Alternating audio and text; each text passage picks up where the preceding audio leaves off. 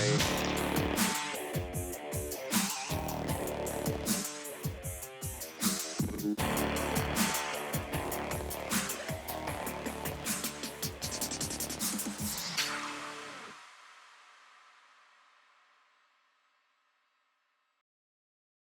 want to start off with a reminder that we are not doctors. Before you make any changes or try something new, always consult with your doctor and medical team first.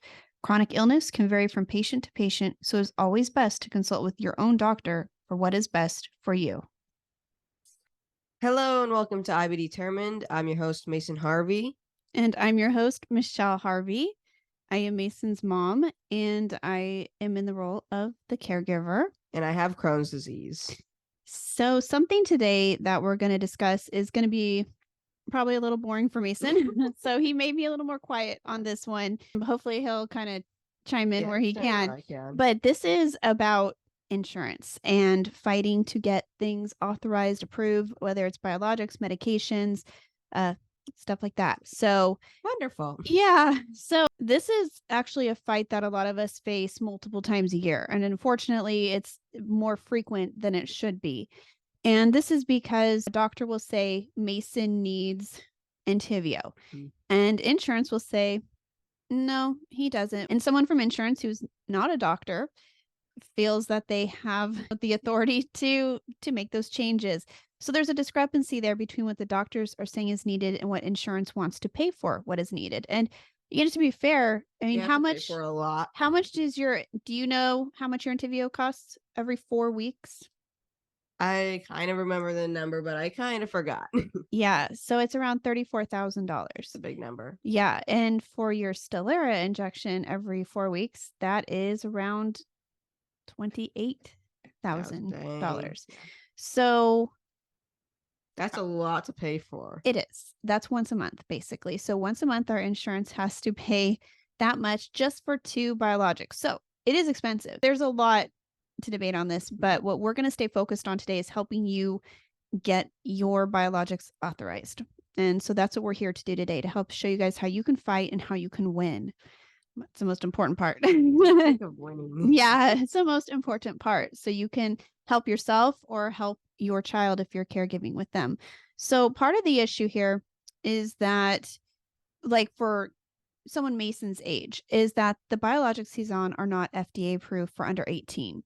So that already creates an issue for kids. So a lot of parents out there listening, I'm pretty sure if you're listening and you have a child under 18, you have dealt with getting biologics or steroids or whatever it might be. Mason has been on dual biologics, which is Stelara and Entyvio.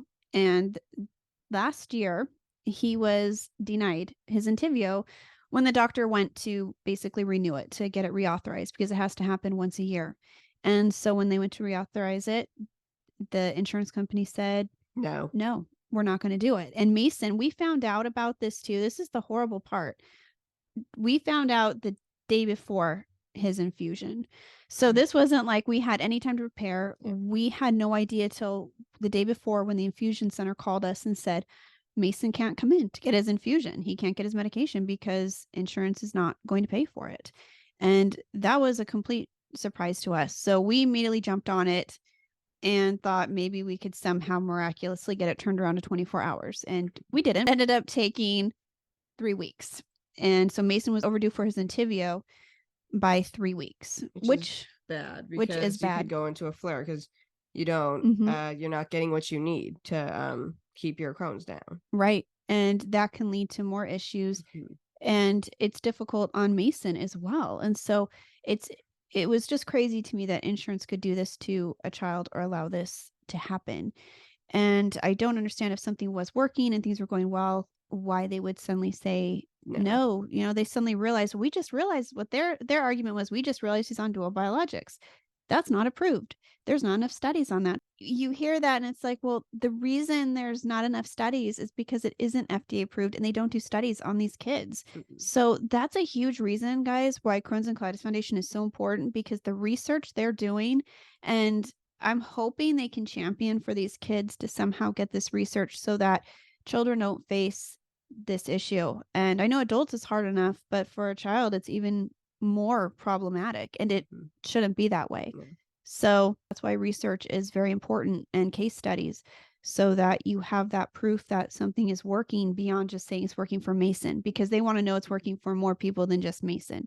Crohn's is And different for everyone, though. yeah, a lot to handle mentally as well. It's not, none of this is easy.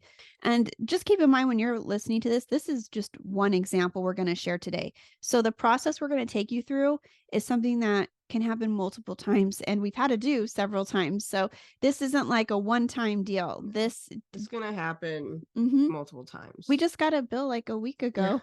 Um, that is a $1,600 surprise bill for Mason's Entivio. Sorry. Yeah, it's what it feels like. And it was like, what is this? We had everything taken care of and set up. And so now we're trying to work with the hospital to get that taken care of. So there's always something going on. And that's another thing you don't see with this disease is what we're fighting, just to keep our kids and keep adults, keep ourselves, you that have this disease out there who have IBD, keep yourself healthy. And that's hard to do when you have a full-time job and and they make it your full-time job to advocate and to try to get what your doctor is asking for you to get. So the very first thing we're talking about is the first steps you're going to take when you're denied, because more than likely you're going to get denied because, as we mentioned earlier, they're not FDA approved for someone under 18. Yeah. So you're going to just, I would say to expect a denial. If you don't, awesome. But for most of you listening, you're going to get one. And adults, you may get one as well. I know you're fighting this too. This isn't just isolated to kids, children. But for the most part with us, we always assume something is going to just get rejected the first time. And his doctor's always ready to appeal because she knows that's assume the worst probably going to because happen. you're going to be prepared for it. Right. And that's the thing. Please watch this whole thing through. Even if you don't watch it in one sitting, like pay attention. And then even if you're like, well, I don't think we're going to have this problem or we've never had it, take notes and prepare yourself with the information I'm giving you. Be prepared, have stuff in a file, have stuff ready to go. So that's the best advice I give you is be prepared. So when it does happen, you're ready to go. So pay attention and be prepared. This might not just be to get the biologic authorized. You might be just trying to change your time frame. So going from like 8 weeks to 4 weeks. And so that's another hurdle too, because again, they're going to need case studies and need research to show that this works. Some people, it is more difficult even for adults to do this. So even once you've got the drug, then trying to get them to give it to you at different intervals is also going to be a challenge.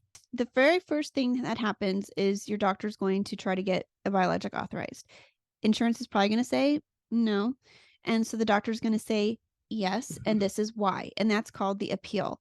So they're going to appeal it, and they're going to have, usually like we have a coordinator, we have Bernie at Rady's, who was instrumental in this when we had this major problem with Entivio, but he's been helpful in all of them. And so they usually have someone that deals with insurance and is kind of like your go-between, because your doctor can't possibly handle all of these because they're getting rejections right and left. So yeah, so there's someone that should be able to help you with this. And one of the things like our doctor did, so when we were just talking about that 8-week to 4-week change, is she had Mason go do full labs. And so they would run labs on him to see where his levels were at, and that would provide proof why Mason needed that increase from 8 weeks to 4 weeks. And do it right before your treatment too. That's crucial. So that way you can see where your body is at when you're at your lowest before you get your next dosage. And your doctor can also use that to help with proof appeal. Yeah, for proof, because proof. It's like, this is what I'm saying. Here's the levels. He needs Can't more. Deny it. Yeah. Right. And so that's a very helpful step too. So we found that was helpful. So say you do this, your doctor appeals it, and it is denied. So you appeal again and try again. The doctor, and I mean, this is really a lot of work for the doctor. A lot of people don't realize how hard these doctors work behind the scenes just on paperwork and this sort of thing, which they shouldn't have to. It shouldn't be this difficult, but it is. And so what they do is they will appeal again, and keep up with your doctor. Don't give up.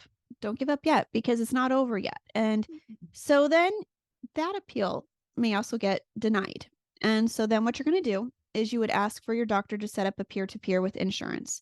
And in doing that, they also could do a letter of necessity. So that's, I know our doctor she had research, she had case studies. And so in our case that we're speaking about right now, after we went through all this, they still said no. And at that point, you might feel like, Oh, what's gonna work? yeah, really. And you're kind of like probably feeling like giving up because Mhm. it's like, geez, But you we've can't tried give all up. this because time is passing during Yeah, this too. And it's crucial. And you're trying to hurry and get things done. 'cause you But need that biologics as soon as possible. yeah, so there's that stress and you're trying to watch your child, like, are changes happening? Is something going on? So the whole situation is just very stressful, but the important thing to remember is don't give up because it will be worth it. So keep fighting. It's tough. It isn't fair, but you gotta do it. The end result is worth it. It is. We made it through the first denial, second denial, and we finally got to the peer-to-peer. That didn't work. And so before I go on to these next tips, you are probably able to do a level 2 appeal. That comes after the first appeal, second appeal, peer-to-peer. You can do a level 2 appeal. And something important to note when you're doing these, and even if you're working with someone at the hospital who is in the insurance or that, fight with you Yeah, for right, insurance. yeah. So even with that, make sure you mark it urgent because if you don't, they will take a long time to get back to you. Put it off until they have the Right. time for it. Right. We didn't necessarily know these things. We found this as we went and it was like, "Oh, great. We already turned in the level 2 appeal and we didn't mark it urgent." And Right. so just letting you know, mark it urgent. Yeah. Always do that and it'll get you through faster. So at this point, a lot of people have already gotten approval. So not to scare everyone out there, this is kind of like last ditch efforts here because you've made it this far and you still don't have it. And your son, in our case, still doesn't have his Entivio. The first thing is to know your insurance, like what type you have, because this will affect the next step you take. And this would have helped us if we had known this. And so we're going to share this with you because we learned from this. We want to help. Yeah, definitely. That's why we're here. So we're making a So video. if you have insurance that's state regulated, so like if you don't have it through an employer, you can file something called an independent medical review, an IMR, and it's a complaint with your state. And again, if you're listening, we are in California, so things may be a little different in your state. I just want to reiterate that. I probably should have said in the beginning, but we're in California, so this is how it goes in our state. But I would assume it may be similar in yours, or maybe it's not called the same thing, but maybe something like similar. Yeah. But your doctor should know about this. So if you've done the appeals, the peer-to-peer, all that, you can file the IMR, which for our hospitals at the time, it usually has a really good rate of getting the decision overturned. And you have to mark this also as urgent because it can take around 30 days to get a response, which in most cases, like for us, would have It's a been. little bit of a long time. It is A little because by too the time long. you've reached this, it's actually been a few weeks. Yeah. Like all of the stuff I talked about takes about 2 weeks. You don't want to wait a month. No. And so then you're like, okay, now we're looking at another month out from here, which is 6 weeks from when we started that. And that's unacceptable. Mhm. So make sure you mark it urgent. And so we ended up filing an IMR and we didn't realize when we filed it that our insurance wouldn't work for that.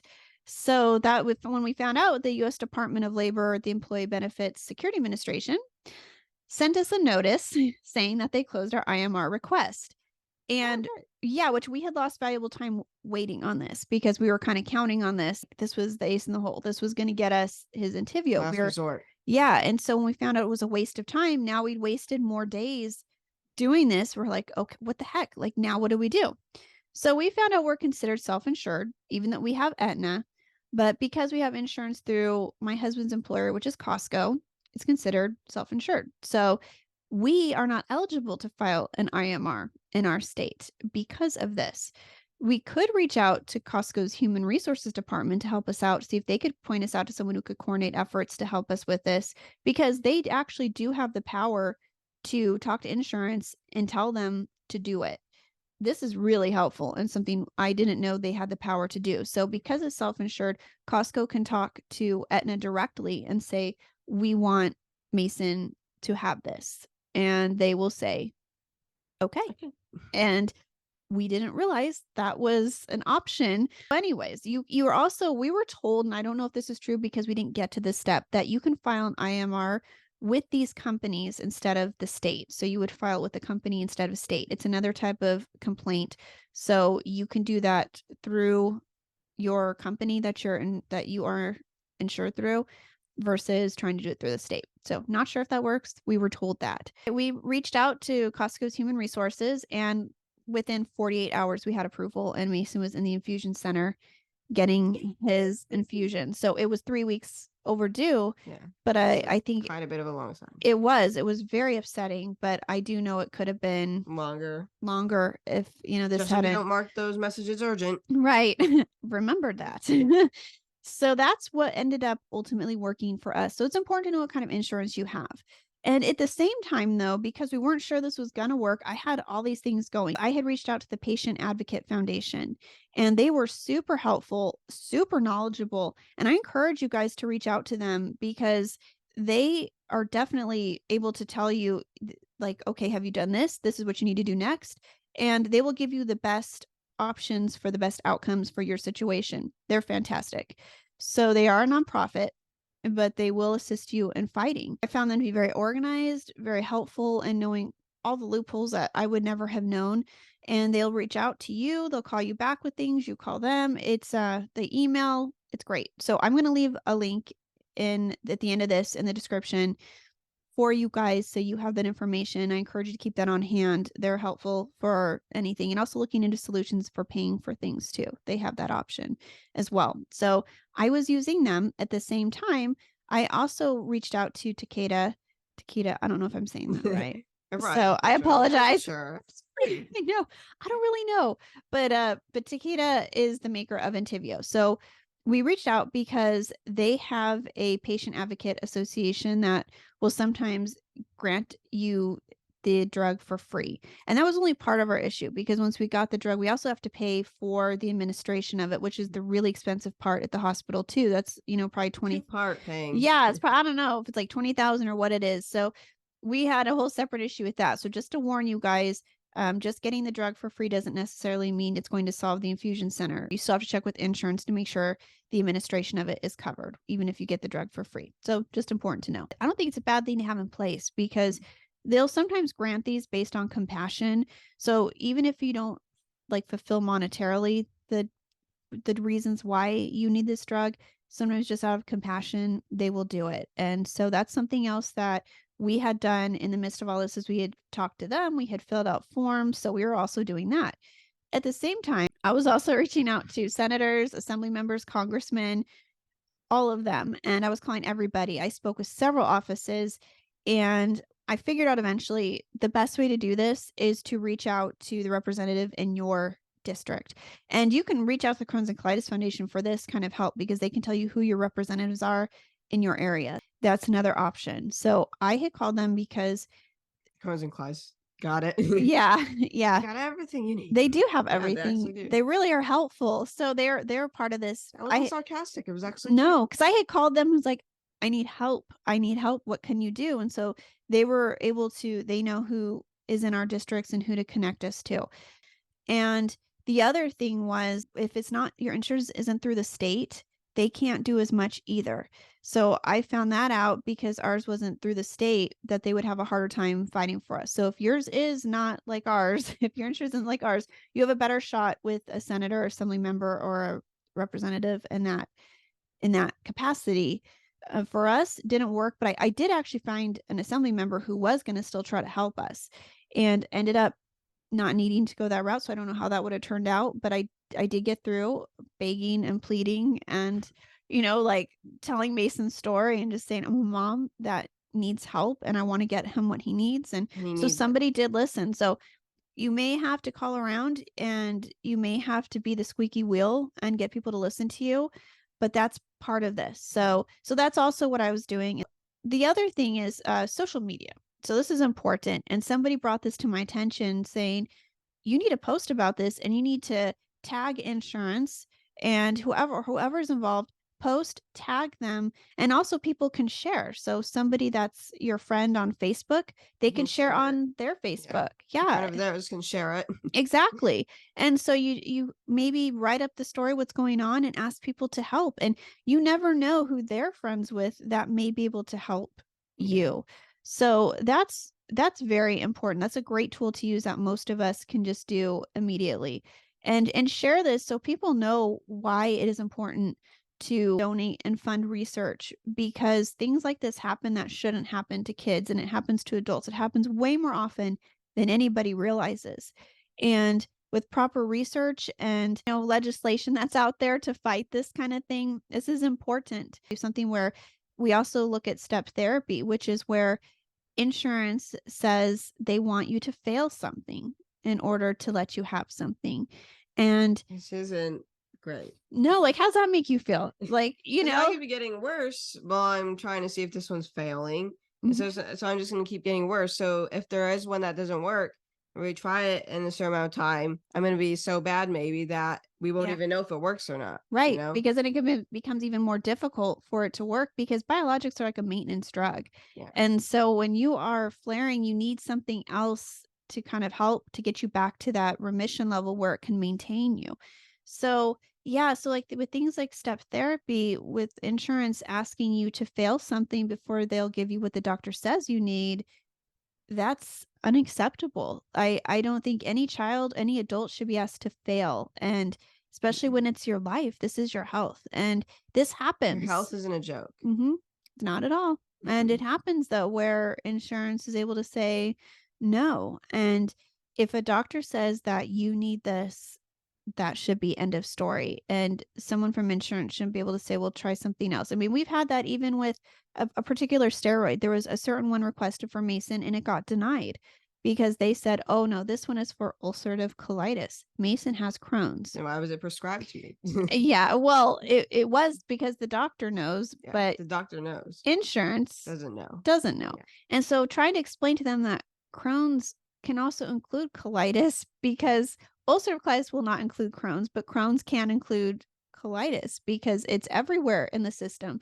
And Mason's does present in his colon. Yeah. And this is what we were trying to treat. And because Mason was not technically ulcerative colitis, but Crohn's, which should have been an automatic qualification, they wouldn't do it. And we ended up going a different route because the time it was taking was too much and he was flaring and insurance didn't care. And they were like, no, and the doctor was saying what you're telling him to take will not help this. Did not matter to them. So Mason ended up taking something else that he had been prescribed before that worked for him, thankfully.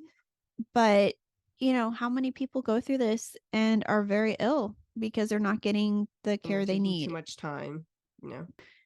We hope that what we talked to you about today is helpful. Yeah. And if you guys are listening to this and there's a few things you feel like I missed, or you have a few questions about your own steps to take, please reach out in the comments, message me. We're more than happy to help. And I mean, so we're trying to keep this short, but if more information is needed, please let us know. We're happy to help. Hopefully this helps you guys. Hopefully it kind of makes things move along faster. And just also don't forget, don't give up, don't stop trying. And it's going to be a lot of work, but yeah, it will be. Call insurance every day. That's what I did. I did not stop bothering them. And I know that's probably annoying, but you got to be like that. Yeah, well, because I'm thinking, how many other people right now are just getting overlooked because they think insurance is handling something. And so I just wanted them to know that I wasn't going to disappear. So, it took time. And even on my husband's days off, he would help make calls. At one point, him and I were both on our own phones trying to call different people because one of us would get disconnected. So he would get on. So if I got disconnected, he would have a chance. And then sometimes you'd be on a 4-way call between, your doctor, between insurance, between the insurance coordinator with you. And it was crazy. And luckily though, we ended up getting it. And I can only hope that you guys out there don't end up off of a biologic or where you flare because of something like that. So hopefully this helped. Preps you for battle. Yeah, exactly. It does. Preps you for battle. I like that. So, but yeah, so hopefully this helps. Reach out to us. You can follow us on Team IB Determined on Instagram, and you can reach out to me on there. You can comment or send me a message. It doesn't have to, you can keep it private. So you're welcome to message me. You're welcome to comment here. If you're watching us on YouTube, you can like and subscribe, but hit that bell if you want notifications. And also, if you want, you can leave a comment. Yes, because we read the comments. We don't get that many comments. So it's easy. But even if we got more, we'd read them. Yeah, we'd read them. Yeah, we would. But so feel free. We love the support. So And even if you want to add your experience or something you did that helped you, because again, this was our experience. There's other ways to do this. This is not the only way. We're just trying to give you this. So in case you haven't done one of these things, you're like, oh, cool. I have a new weapon to fight with in this insurance battle. But maybe you have something you could say, oh, for mine, this is what happened and this is what worked. So please let us know. It would only help others who are listening. So you're also welcome to listen to us. You might not want to watch us. That's okay too. I know. Okay, so Yeah. some people probably enjoy watching the YouTube video. Others of you just want to listen, put your earbuds in Earbuds in and just and listen while just you're walking. do whatever you're Walking. doing and listen. And we're on iHeartRadio, Apple Music, Amazon Music, Spotify, and Buzzsprout. You can find us on there. I have like a link I always put up where find all the places you can listen to us. So hopefully this helped today, and hopefully you guys will end up getting whatever you need approved or authorized. And again, reach out if we can be of any help. We're happy to help. Happy to help. All right. Also, really quick. So when this comes out, because this I always release these on a Thursday, where will we be? Disneyland. We'll be at Disneyland. Woo! So yeah. So when you see this, we will be in Disneyland. If it's a Thursday, if you're watching when it comes out. Yeah, I know. So if you made it all the way to the end, congratulations. Yeah. So the big announcement is we're going to Club 33. And some of you listening are probably like, interesting, what's that? And others of you are listening going, oh my gosh, and you know what it is. And it's kind of like, it's very hard to get into, very exclusive, and you have to have a membership, and the wait list to get these memberships is like 15 years. So it's crazy. Yeah, and it's super expensive. A lot of corporations have these memberships, and or celebrities have these, so it's very difficult to get in. But we had a friend of a friend of a friend who agreed to get us a reservation under their membership at Club 33 at Disneyland. So this will be the first time Mason's eaten in a restaurant in a long time. And it gets to be Club 33. Yeah. I know. So I think our next podcast is probably going to be exclusively about Club 33. Yeah, because so many people are like, we want to hear what happened. And so I think we'll put pictures up too. So if you're on YouTube, you'll get to see pictures. So I think that's going to be what the next podcast will be dedicated to. Videos. Yeah. No videos. No videos. We can't do any videos. We can only take pictures in there.